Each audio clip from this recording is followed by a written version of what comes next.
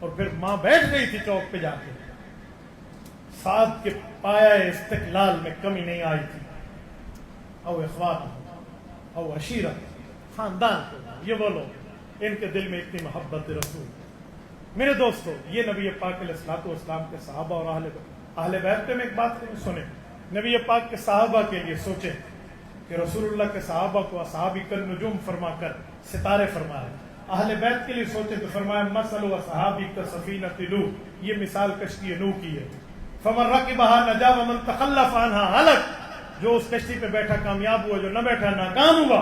تو اہل بیت کی محبت کی کشتی میں بیٹھو تو تمہاری کامیابی ہے، دور ہٹو گے تو ناکامی ہے، ذلیل اور خواری ہے تمہاری قیامت میں. یہ جو حضور نے فرمایا، اس سے پتہ چلتا ہے کہ کشتی اور ستارے کے کوئی آپس میں ریلیشن ہے، کوئی محبت ہے، کوئی تعلق ہے، کوئی رشتہ داری ہے. وہ کیا ہے؟ کبھی جائیے ذرا سمندر کے ملاحین سے پوچھئے جو گوگل میپ آنے سے پہلے اپنی کشتی اور جہازوں کو دوڑایا کرتے تھے پانیوں میں، دن بھی چلتے رات بھی چلتے. تو وہ بتاتے ہیں کہ جی ہم راتوں کو سفر کرتے تھے کیونکہ ہمیں ہمارے استاذوں نے بتایا تھا کہ کشتی نے اگر اپنا راستہ اور منزل پانی ہے تو ستاروں سے مدد لے گی. اس ستارے کو دائیں رکھیں، اس کو بائیں رکھیں، اس کو آگے رکھیں، اس کو پیچھے رکھیں تو فلاں منزل پہ پہنچ جاؤ. یوں ستاروں سے مدد لیتے ہیں. نبی نے صحابہ کو ستارے، اہل بیت کو کشتی نوح بتا کر فرمایا صحابہ سے رہنمائی لو، اہل بیت کی محبت میں بیٹھو، تمہاری دنیا بھی اچھی ہوگی، آخرت بھی اچھی. ہم نبی پاک کے صحابہ بھی مانتے ہیں، نبی پاک کے اہل بیت بھی مانتے ہیں. جو نبی کے صحابہ نہ مانے وہ بھی بے ایمان ہے، جو نبی کی اہل بیت نہ مانے وہ بھی بے ایمان ہے. دونوں ہمارے لیے محترم، مکرم، معزز ایمان کا حصہ ہیں. یاد رکھیں، میں بڑا حیران ہوتا ہوں. ایک دن ایک شخص سے بات ہوئی تو اس نے نبی پاک کے صحابہ اور اہل بیت کے لیے وہ کڑوا جملہ بولا. میں نے کہا تو یہودی سے بھی بدتر ہے. کہتے وہ کیوں؟ اتنا بڑا آپ نے میرے لیے لفظ کہا. میں نے کہا سن، کبھی یہودی حضرت موسیٰ علیہ السلام کی اہل بیت اور حضرت موسیٰ کے صحابہ کے خلاف نہیں بولتا. وہ کہتے حضرت موسیٰ میرے نبی ہیں تو ان کے گھر والے یا ان کے یاروں کے خلاف میں کیوں بولوں؟ عیسائی سے پوچھیں، حضرت عیسیٰ کے جو ساتھی تھے ان پہ کچھ بولے گا؟ حضرت عیسیٰ کے جو گھر کے معاملات تھے بولے گا؟ وہ نہیں بولتا. وہ کہتے میں تو حضرت عیسیٰ کا بھی قدردان ہوں، ان کے گھر اور باہر والوں کا بھی قدردان ہوں. میں نے کہا تو اچھا اسلام کا مدعی ہے، اسلام کا دعوے دار ہے کہ تو نبی کے صحابہ پہ بھی ہاتھ صاف کرے، نبی کی اہل بیت پہ بھی ہاتھ صاف کرے. اس سے پتہ چلا تجھ سے تو یہودی بھی بہتر ہے، عیسائی بھی بہتر ہے.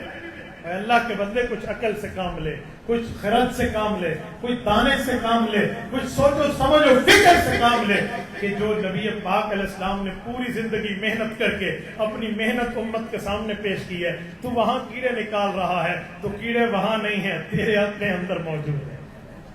وہ ایک آدمی تھا، وہ اندھا ہو گیا. کس زمانے میں؟ ساون کے زمانے میں. تو وہ ایک جملہ کہتا، امب ساوا ہوندے، سیب ہی ساوا ہوندے، پپیتا ہی ساوا ہوندے، ہر شے ساوی ہوندی ہے، ہر چیز سبز ہوتی ہے.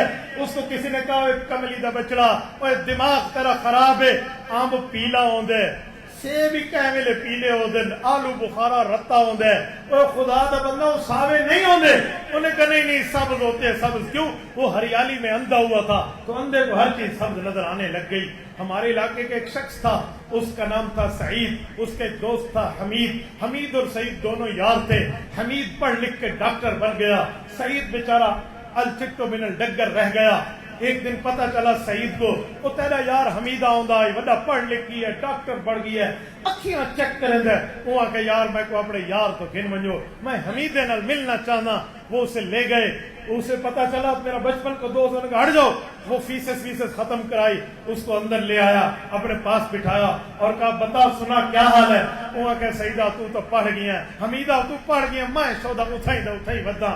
اچھا سنا کیا کریں دیں؟ اجی میں تو لوگوں کو اینکا لینا، میں آنکھیں چیک کرتا ہوں. انہوں نے کہا جی اچھا مجھے بھی اینک لگا دو. اس نے مشین پہ بٹھایا، تھوڑی رکھوائی اور چیک کیا دونوں آنکھوں کو. اس نے کہا واہ زبردست، تیری آنکھیں تو ٹھیک ہے، تجھے اینک اور گلاسز کی حاجت و ضرورت اور نیڈ نہیں ہے. انہوں نے کہا نہیں تو میں کو اینک لا. اس نے کہا بھائی تیری آنکھیں خراب نہیں ہیں، میں کیسے لگاؤں؟ انہوں نے کہا ایک وجہ کو لا چاہ. تو اس نے کہا اچھا بتا سعیدہ کیڑی وجہ تو لاواں؟ وہ کہ پروں دی شاید میں کوئی نزدیک دسی. لوگوں کو عادت ہوتی ہے نا، دور کی چیز مجھے قریب نظر آئے. تو اس نے کہا چلو ہوں یار زندگی پہلی دفعہ آ کے منہ مارا، اس نے لکھ کے دے دیا بھائی اس کو دور کی اینک لگا دے جو قریب چیز نظر آئے. اس نے اینک بنوا لی، اگلے دن پہن کے جا رہا تھا، دور کی چیزیں نزدیک نظر آتی تھی، ادھر نالی تھی اور اس کو قریب نظر آئی. نہیں سمجھے، نالی اتھا ہی اتھے نظر آئیے، این سنبھال کے پیر چک کے اتھے رکھا نا نالی کے اندر. تو کہنے لگا واہ ہوئے حمیدہ للوا تو ڈاکٹر پڑھ گئی ہیں، کہہ جیاں تو ڈاکٹر ہیں، دیکھ وہ بھی پتہ کو نہیں جو اینک کیویں لویں دی ہے. اوے غلطی حمید ڈاکٹر کی نہیں تھی، غلطی اسی بے وقوف کی تھی. اوے بے وقوف لوگوں، نبی پاک کے صحابہ اور اہل بیت میں مسئلہ نہیں ہے، مسئلہ تمہارے دماغ میں ہے، تمہارے اعمال. تمہیں وہاں پر برائی نظر آتی ہے جہاں پر اچھائی اچھائی ہے.